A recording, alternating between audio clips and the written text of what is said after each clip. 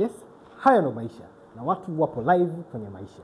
Leo nataka nikupe kisa kimoja ambacho wewe mwenyewe ukikifikiria kitakupa thoughts fulani hivi.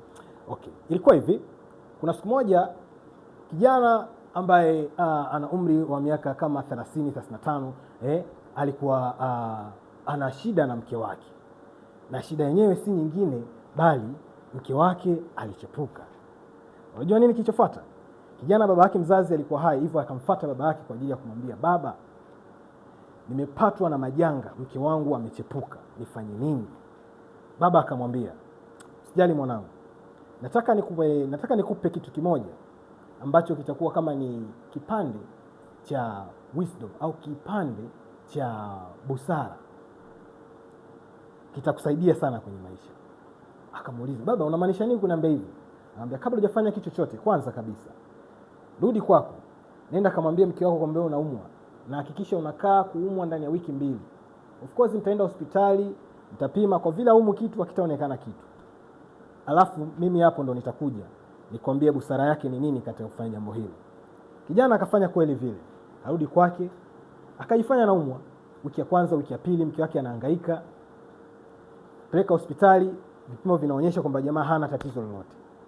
Siku ya siku ilibidi ampigie simu baba yake mzazi na yule jamaa. Baba, njoo, mwanao anaumwa, sijijua anaumwa nini, njooni tushauriane.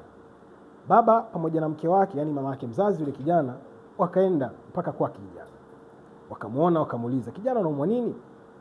Sielewi baba. Wiki ya pili nipo kitandani na nyongonyea kila siku, dhaifu hali.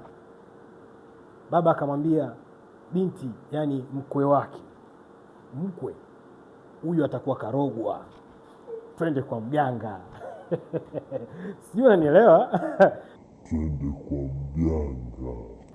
Of course familia nzima wakaenda kwa mganga, lakini baba akaongezea, akasema kabla tujaenda kwa mganga inabidi tukusanye ndugu, jamaa na marafiki, lakini especially ndugu kwanza, watu wa karibu. Kweli wakachukuliwa watu wa karibu, mashangazi, wakaenda wote kwa mganga, lakini mganga ambaye baba ndio anayemtambua. Kufika kwa mganga, wakaingia wote kwenye chumba cha mganga. Mganga akauliza, huyu ndio mgonjwa mwenyewe? Wote wakasema ndio, huyu ndio mgonjwa.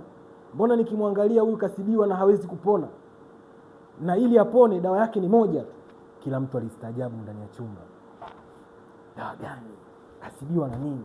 Ina maana karogwa? Minong'ono ilienea mule chumbani, wote wakianza kustaajabu na kujiuliza kitu gani kimempata kijana wao.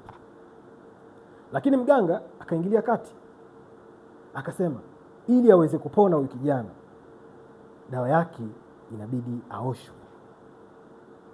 Kidogo nyuso za tumaini zikajaa ndani ya wale wanafamilia waliokuja. Wakasema, kumbe kuoshwa tu na maji basi inafaa. Mganga, mfanyie hivyo, muoshe. Mganga akamwambia, bado sio haraka kiasi hivyo. Ili mgonjwa aweze kuoshwa inabidi aoshwe na mwanamke, lakini mwanamke ambaye hajawahi kuchepuka ndani ya ndoa yake. Na akioshwa na mwanamke ambaye amewahi kuchepuka, basi yeye pamoja na mwanamke wote watakufa. Naomba humu ndani abaki mwanamke ambaye hajawahi kuchepuka ndani ya ndoa yake tangia anaingia katika ndoa mpaka hivi sasa, ndio aweze kumsaidia kijana. Unajua nini kilifuata? Alianza mama mzazi wa jamaa, kapangusa makalio, kasepa nje. Bibi, shangazi, mjomba, rafiki, nani, wote walisepa nje. Wanawake wote wakabaki wanaume tu kule ndani. Baba akamwambiaje, mwanangu, umeona hii ndio hali halisi. Cha kufanya, angalia, je, mke wako amechepuka lakini bado anajutia, anakupenda? La, ameshaondoka mazima. Kama amechepuka kwa bahati mbaya bado anakupenda, angalia na moyo wako, unaweza ukahimili kumsamehe? Kama unaweza kuwa naye, kama hauwezi achana naye. Hayo ndio majibu ya baba pamoja na mganga. Mganga naye kama mimi sio mganga, nimepangwa tu na babako, ni rafiki wa babako. Bwana, mimi ni TIMY na hapa ni True Point.